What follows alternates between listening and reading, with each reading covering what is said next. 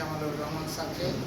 এ পর্যায়ে আমি কিছু কথা উপস্থাপনের জন্য বিনীতভাবে অনুরোধ করছি অত্র প্রতিষ্ঠানের সম্মানিত সহকারী অধ্যাপক জনাব তাসফার জানা আফরোজ।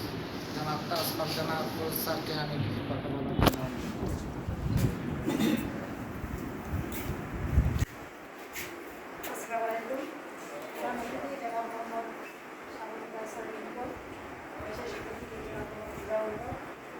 আমাদের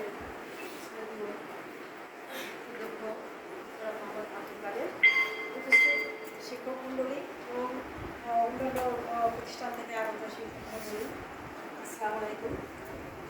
তো আজকে এই মত বিনিময় অনুষ্ঠানে আসলে এটা একটা গুরুত্বপূর্ণ আমাদের একটা মিটিং।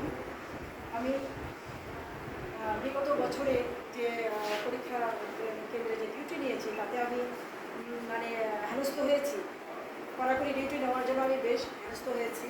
তো এইবারে পদ্ধতিটা বেশ ভালো হতে যাচ্ছে। তো আমি অনুরোধ করব পরীক্ষা কমিটির কর্তৃপক্ষকে অনুরোধ করব আমাদের পরীক্ষা শুরু হওয়ার আধা ঘন্টা আগে আমাদের গেটে কোনো শিক্ষার্থী গার্জেন প্রবেশ করতে পারবে না, এবং সেটা তো প্রবেশ করতে পারবি না, এবং যেন পরীক্ষা কক্ষেও যেন বসতে না পারে। এর আগেও মানে কক্ষে পৌঁছানোর জন্য আমিও যথেষ্ট তর্ক বিতর্কে মানে হেনস্থা হয়েছি আর কি। যাই হোক, এবারে কিন্তু যথেষ্ট পরিবর্তন এসেছে। এসবের অবশ্য অত মানে সুযোগ নেই। আমরা নিজেদের স্বার্থে অবশ্যই সচেতন হব, যেহেতু সিসি ক্যামেরা যেটা সুদূর প্রসারী।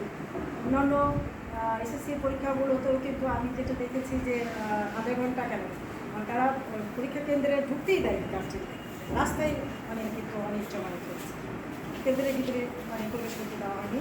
আশা করি আমরা এই বিষয়টুকু আমরা ইয়ে করবো আর কি।